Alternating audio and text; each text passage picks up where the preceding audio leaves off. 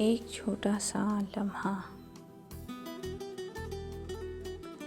रेहाना हर रोज़ park से गुजरती थी, मगर आज कुछ अलग सा महसूस हो रहा था। हवा नरम थी और धूप हल्की। जब वो बेंच पर बैठी, उसकी नज़र एक नौजवान पर पड़ी जो किताब पढ़ रहा था।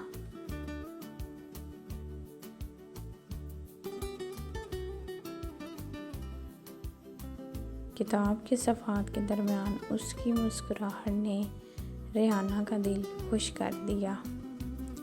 बेइख्तियार वो उसके करीब बैठी और बोली, ये किताब अच्छी लग रही है ना? नौजवान ने सर उठाया और उसकी आंखों में खामोश मोहब्बत झलक रही थी। हाँ, लेकिन लगता है आपके साथ बात करने का लम्हा ही सबसे खूबसूरत है। रेहाना हंसती और वो दोनों कुछ देर के लिए चुपचाप बैठे, बस हवा और धूप के लमस में एक दूसरे की मौजूदगी महसूस करते रहे।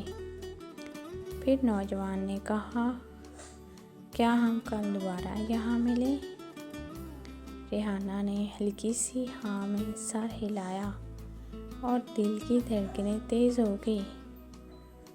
वो लम्हा शायद सिर्फ चंद मिनट का था, मगर दोनों के लिए एक नई कहानी की शुरुआत थी।